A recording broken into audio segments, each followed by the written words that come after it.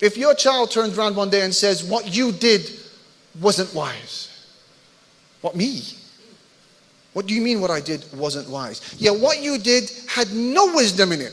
What you did was pointless and without purpose. You'd be offended, I'd be offended. When someone accuses your intellect in this way, what then of a Lord, La ilaha illallah, whose name is Al-Alim, the most knowing, Al-Hakim, the most wise, Al-Adil, the just, Allah Almighty, who said about himself, وَلَا يُحِيطُونَ بِهِ عِلْمًا, they can never encompass him in knowledge. That is Allah Almighty. What then about his knowledge and wisdom? Allah Almighty is wise. Even though you may not see it that way, especially at the hour of tragedy when the pain is so intense, it's difficult. But remember, Allah knows and you don't know. Put it through that filter. And remember, just as Allah Almighty's timing is perfect when He chooses to test you, Allah Almighty's timing is equally perfect when He chooses to alleviate you from that hardship. Allah allows the ummah to suffer at a time and for a duration that is perfect. And when He allows that difficulty, whether the genocide in Gaza or elsewhere, to be removed, the timing will also be perfect.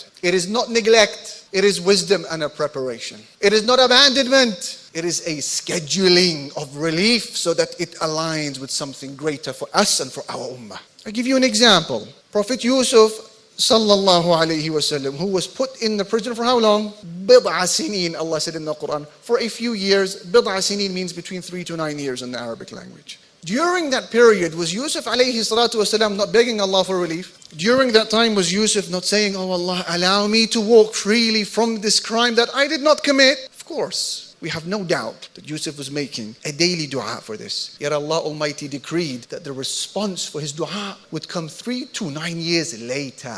Why? Because had Allah Almighty given Yusuf what he wanted at the time that he wanted it, what would have happened? Yusuf would have walked away free, nice and early, but then he would have vanished into the shadows of society like any other person who's been exonerated from a crime. No one knows who he is and that's the end of his life. No.